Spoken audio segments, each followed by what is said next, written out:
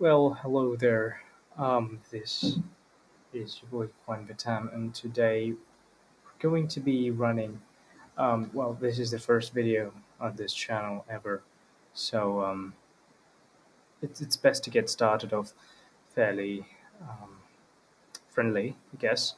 So, first things first. To people who are new to the foundation, welcome. It's certainly a big hole of knowledge and creators from all over the world. So they bond together in a certain um, like likewise like-minded people and like-minded community. So you have you have people from different backgrounds coming here to basically just write a bunch of content, which is interesting.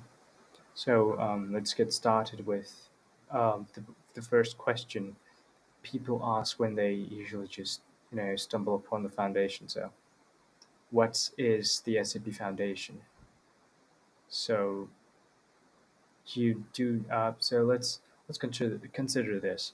You guys know about of course not many of course many people would certainly know about, let's say, Area 51 or some kind of government funded um, facility that houses some kind of extraterrestrial or some kind of abnormality. So the SCP Foundation explores that possibility.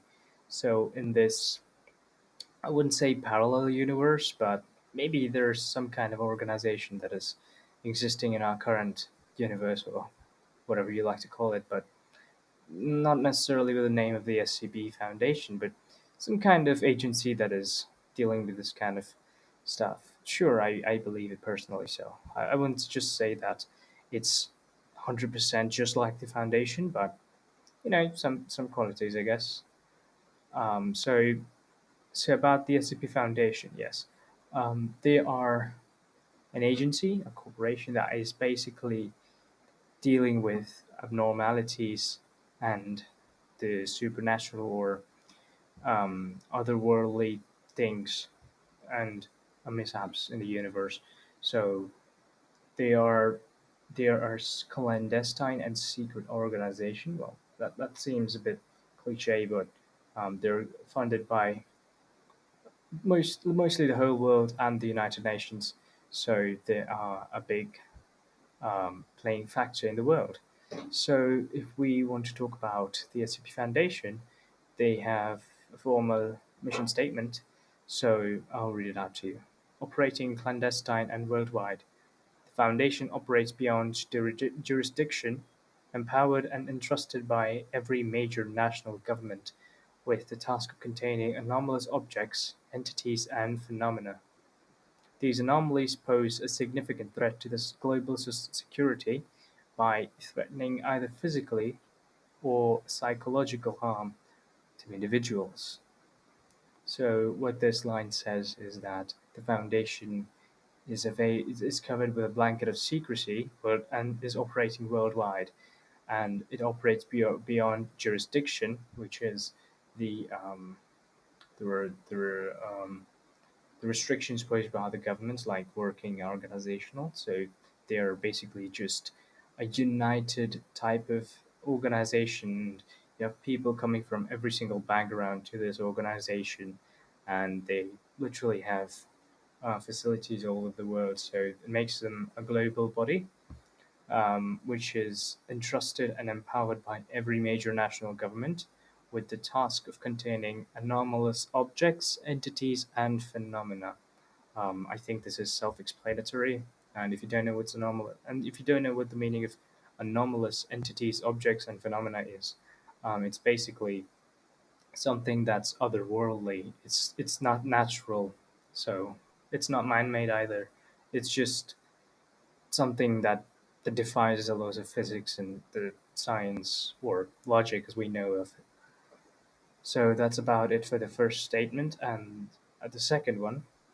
The Foundation operates to maintain normalcy so that the worldwide civilian population can live and go on with their daily lives without fear, mistrust, or doubt in their personal beliefs, and to maintain human independence from extraterrestrial, extra-dimensional, or extra normal influence. So what this um, says is that the foundation operates to maintain normalcy. That is basically the normal state of happenings. Like right now, everything is normal the way it is.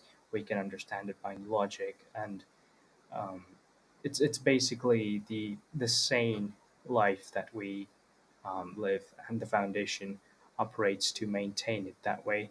So the worldwide civilian population, that's what they're targeting, without fear, mistrust, or doubt in their personal beliefs. So they're basically just protecting the world from, as I said, extraterrestrial or extra dimensional or extra normal force. It's basically the same thing as I mentioned about anomalies or anomalous objects, entities, and phenomena.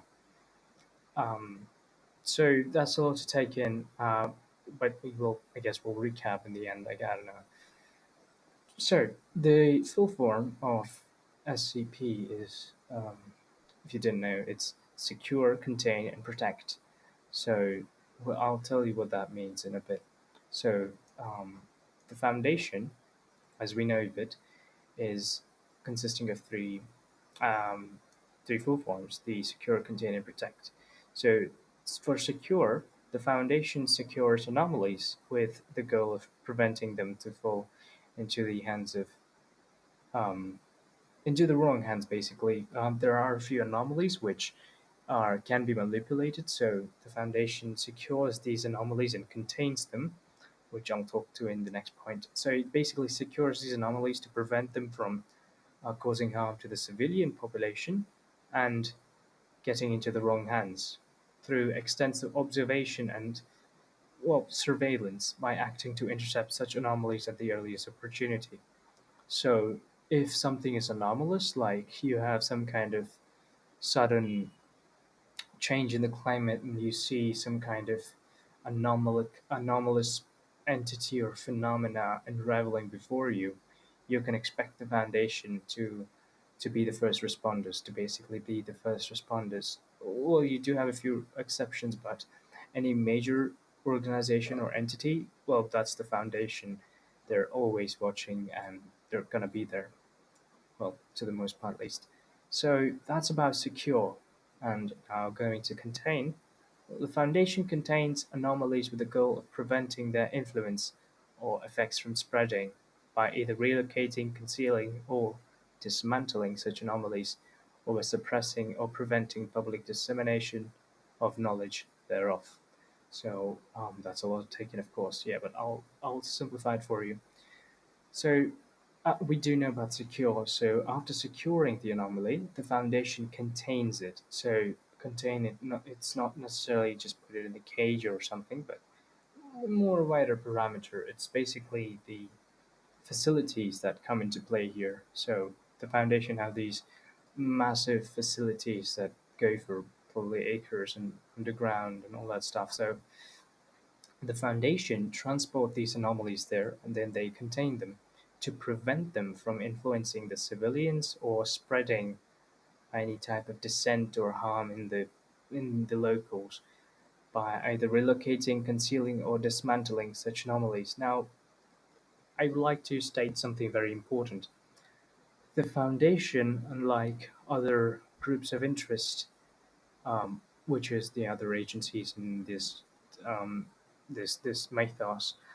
So the foundation contains anomalies. Their main goal is to contain them, not destroy them. So that's really important because some people just believe that as long as the anomaly is safe, they contain them. But if they are very dangerous, you just destroy them or just um, neutralize them. Well, that's not entirely true. Sure, there are some instances where the Foundation accidentally or intentionally have to neutralize certain SCPs, but the more important point is that their main objective is to contain said anomalies. If it's not possible, well, there are only a few exceptions, and this does not apply to literally every single situation. So I think I would like to emphasize on that, that they just contain the anomalies. Okay, that's the main goal. And then coming to the last point is protect. So the Foundation protects humanity from the effects of such anomalies as well as the anomalies themselves until such time that they are fully understood or new theories of science can be devised based on their properties of behavior that can explain the anomalous behavior of these entities. And the Foundation may also neutralize or destroy anomalies as an option of last resort if they are determined to be too dangerous to be contained. So, as I said, here is the main point that comes. So the Foundation protects humanity, and I think that point is very clear to everyone at this at right now. So not much is to be said about that, but um, so the Foundation protects them by either containing them or neutralizing them in certain instances. So after they contain them, the Foundation has a large pool of researchers, like really, really well learned men and women from across the globe. So they come together to the Foundation and like they they try to devise scientific theories that perhaps could explain this anomaly. Uh, so they are working extensively to understand the nature of this anomalous effects that they have, and they try to devise new scientific theories or new methods to contain these kind of anomalies if there are any other instances that may occur in the future. So there's more of a scientific way in the protect section. So the Foundation may also neutralize or destroy enemy anomalies as an option of last resort. So there are certain SCPs that, as I said, are impossible or outright too dangerous for containment, and the Foundation will, in that case, choose their last option of neutralization. And sometimes it works, sometimes it doesn't. So it's really not of a big. It's not much of a big deal anyway. So um, yeah, that's about it. And I think you all should be clear about secure, contain, and protect, the three main goals of the Foundation. Now, talking about the Foundation operations. So, as I stated earlier, the Foundation operates in a covert and clandestine manner, which means they are very secretive of their doings. Um, and in order to contain these anomalies, they have devised protocols, and these protocols are really important. So I'll just talk to you about. I'll just give you a basic summary of it. So SCP, you already know what it stands for, what its goals are, what its vision is, what its mission statement is. And now coming to talk about something called as special containment procedures. Now, the Foundation maintains an extensive database of information regarding anomalies requiring special containment procedures, commonly referred to as SCPs. So, if there is any anomaly that is being contained, let's say, hmm, let's say there's a soda can that is anomalous. It does some kind of um, influence on the user, the person who drinks the soda can. So let's say that's an anomaly, and the Foundation finds out about it, and they come to contain it. So they use special containment procedures to contain the anomaly. In this case, it's the soda can. So the soda can will be designated digit. So it and they will be referred to as SCPs with an S. So um, they're basically called as SCPs with a certain amount of digit. For our soda can example, let's call it as SCP 596, and the name of the formal name of the SCP is going to be called as SCP 596. And well, if you want to refer to it in a description or some kind of um, formal document, you'll be using that. But if you want to understand what it is, then you'll be referring to as an anomalous soda can. So it's basically the continuation of that. And there are many SCPs. You have series 1 to 8, I think, or 7. I don't really remember. Hold on. Yes, you have about um, eight series, about several SCPs, and they stretch to SCP 6,000, 7,000 onwards. So it's a big list. So this is the extensive database that they are talking about. Anyways, moving forward, the primary Foundation database contains summaries of such anomalies and emergency procedures for maintaining or re-establishing safe containment in the case of a containment breach or other event. So basically, in this database that the Foundation maintains about these anomalies, they have they basically have three main sections. Uh, so as the database I talked to you about, the database consists of all the anomalies that are there in the containment. So they have three sections, not just three. You can have multiple sections, but the three main sections are the item number, that is what you call the SCP formally. So in the case of our soda can, we'll be calling it as SCP-596. So SCP-596 is actually a different thing, but just for the example, let's take it as SCP-596. So the item number in the topmost part of the document will be written as SCP-596. And then next, you have something called as the object class. Now, what's really interesting is the object class is not necessarily meaning that it not necessarily indicates the intensity of the anomalous activity posed by the anomaly, but more of how easy or how hard it is to contain the anomaly. So, to summarize it for you, you have the item number, and then the item number is where you write the SCP hyphen the digit that is being assigned to the anomaly. Next, you have something called as the object class. Now, the object class is basically where you state how hard or how easy it is to contain the anomaly, and here we have a few categories of classification or flares to be put into another way. The first one is safe. Now, safe class SCPs are basically SCPs or anomalies that are really easy to contain. They can be very dangerous, like some kind of anomalous humanoid that attacks you on sight or attacks you on speech. If you speak, it attacks you, so something like that. So that is a very dangerous anomaly if you think about it. And if the anomaly basically sees a large crowd of people, it's just gonna just rip them apart. So that is very dangerous.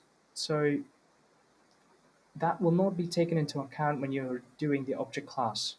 However, what will be taken into account is how easy it is to contain. So let's take this anomaly that kills people on sight. If it sees some kind of human, it will kill it. So how do we contain this? Or what kind of object class is this anomaly going to be? It's going to be safe because it's going to be really easy to contain. Here, as we take the example of this humanoid, let's say we just put barriers all around it into like a 4x4 with a roof and a floor, which is basically maybe consisting of telekill or some kind of material that contains the anomaly. And let's not give it access to any cameras or visuals so that it can't see any humans. So yeah, you just have to contain it, unless and until something terribly goes wrong from the side of the living. I think it's going to be there for the rest of its time. So it's really easy to contain. So that's where the safe class is used. Next, we have Euclid. Now, Euclid anomalies are those anomalies or SCPs that require more resources to contain completely, where containment is not always reliable. Usually, this is because the SCP is not sufficiently understood or predictable. So let's say that there is some anomaly and we don't really know much about it, but we have managed to contain it. So we are not really sure about the exact 100% containment procedures, but what we do know is very little about the background or the anomalous properties of the entity. So what we're going to do then is put up standard containment procedures, and then we're going to classify it as Euclid. And then researchers are going to start working on it to identify and learn more about the SCP so that more information will be used to classify the object and for better containment purposes. So basically, to sum it up, any anomaly or object that is not completely understood is going to be classified as Euclid. Next, we have something called as Keter. Now, Keter, which is Keter. Now, Keter class SCPs or objects or anomalies are very difficult to contain and uh, not reliable. The containment procedures are not reliable and are often very, very, very extensive and complex. So, Keter anomalies are SCPs that are very easy to SCPs that are very often to escape. They're very probable to escape. And first of all, we don't really know more about the SCP. Second, it can break through the containment procedures, the standard containment procedures, very easily. So you usually have more complex types of containment for Keter types of SCPs. And the other factor is that we might lack the technology to contain such SCPs. So any SCP that we don't have the current technology to contain them, that's Keter. So the Keter SCP is not necessarily dangerous. It does not necessarily mean to have like a 55-foot tall giant that can break through 10, 10 meters of concrete wall or something like that. It can be as small as a pencil, but it's very difficult to contain and is usually required of a lot of resources. So that's Keter. Next, Thaumiel class SCPs or anomalies. Now, Thaumiel class SCPs are used by the Foundation to contain other SCPs. It's like a double agent. It's basically like the enemy used to defeat the enemy. Do you so it's sort of put it that way. So Thaumiel class SCPs are useful SCPs that can be used or manipulated by the Foundation to contain other SCPs. So this object class is restricted to the O5 Council, and there are a few exceptions, and only the more high-ranking Foundation personnel are to be known about Thaumiel class SCPs because they are really, really important in the Foundation, and the current status is known to very few Foundation personnel. So Thaumiel class SCPs is basically used to contain other SCPs. It can be safe, it can be Euclid, it can be Keter class SCPs, but the SCP that is used to contain them is called as Thaumiel. So there's this interesting topic or idea that is used to understand the classification of SCPs, and a lot of people use this to understand it clearly. If you have not caught up to everything I've just said, it's alright because I've had the same situation the first time I started to understand about this idea. So here it is. Let's say there is an anomaly, and you put the anomaly in a box. Okay, it's a 4 into 4 box, and you just place the anomaly inside the box and then you close it. If the anomaly stays there, if it's not moving and it's just stationary or nothing is happening, the anomaly is probably safe. Because, as I said, safe anomalies are really easy to contain. So, if the anomaly, when put into a box, does not move or there's nothing really happening, that anomaly is safe. The safe class SCP. Let's say that the anomaly is there's another anomaly and it is put into a box. Then you close the box, but you do not know what will happen. Maybe it stays inside, or maybe it escapes. You don't really know. So that is a Euclid class SCP.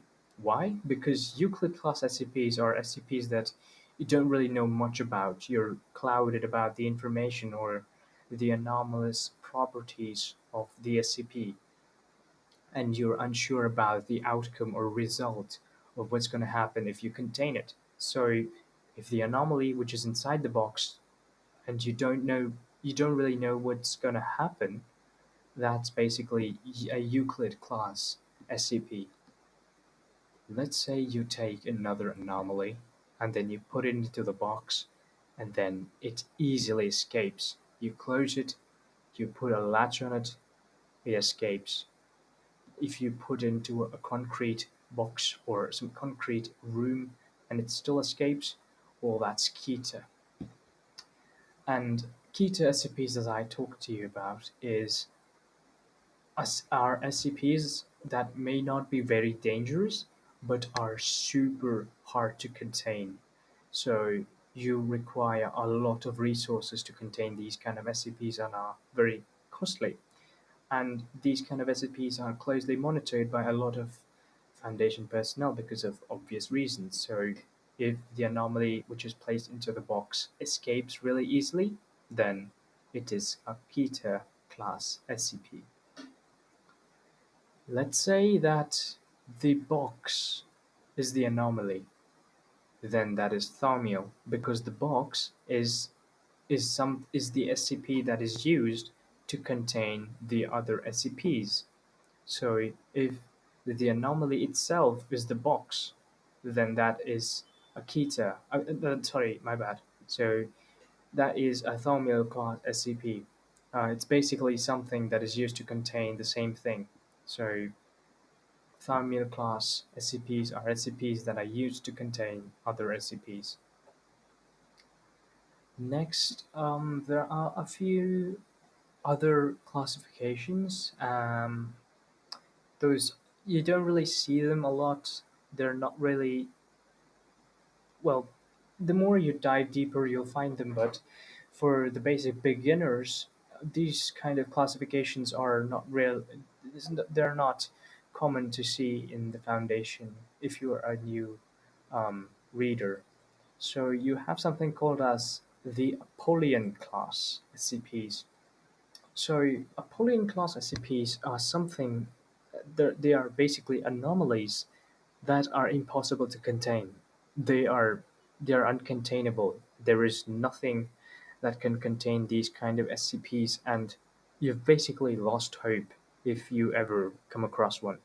So these kind of SCPs are termed as Apollyon class SCPs, and they're most commonly found in SCP tales or basically in the groups of interest like the Church of the Broken God, um, where McCain is termed as Napoleon class SCP if brought if he is to his original form. But you don't really have to care about that. What you do need to know is Apollyon class SCPs are basically SCPs that are impossible to contain. You just have to just run away.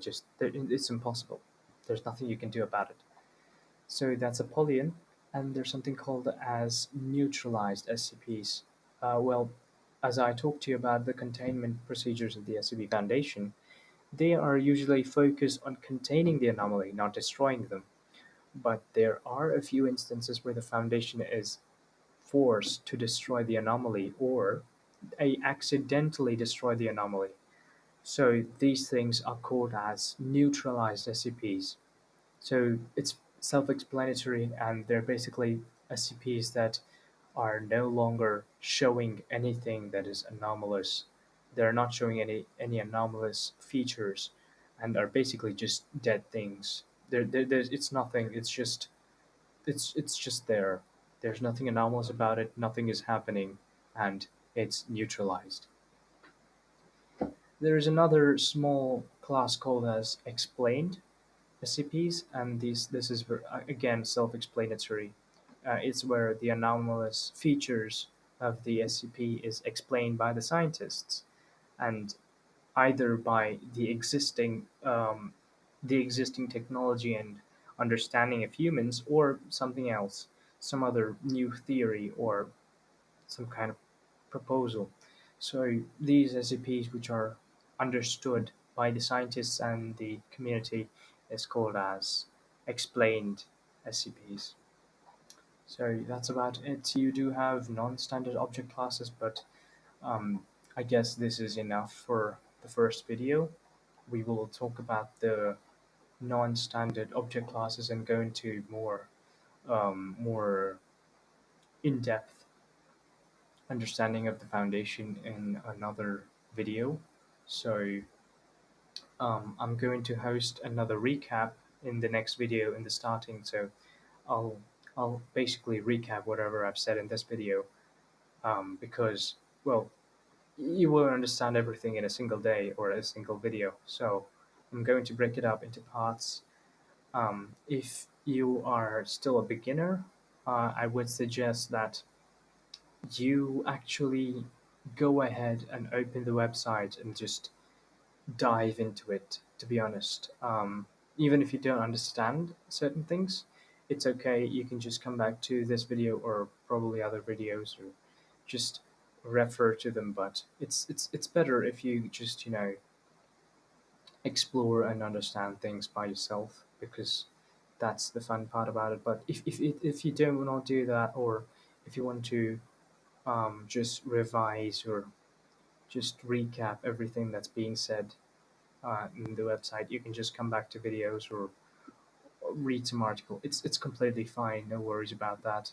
I will be making the full series, and after we're done with the SCP's explanatory playlist, I think I'm gonna move into the series. So we will discuss more about that in future videos. So if you've enjoyed this, please let me know in the comments about what you think about this. And if you are a new reader and you found this helpful, or if I'm going too fast, or I'm explaining things really complex in a complex way, so anything, it's basically whatever you feel about this video. Um, just don't forget to let me know about it. Things that I might have to improve on, or things that I might have to change. Yeah, that's about it. If you've enjoyed it, just give it a like. If you want to see more, just subscribe, I guess, or come back to the channel regularly because I'm going to be uploading at least 2 videos per week, depending on how free I am. So you have that. So thank you for listening to this comprehensive explanatory about the basic things about the foundation. And yeah, I hope you have a good day or a good night, and I'll see you in the next one. Peace.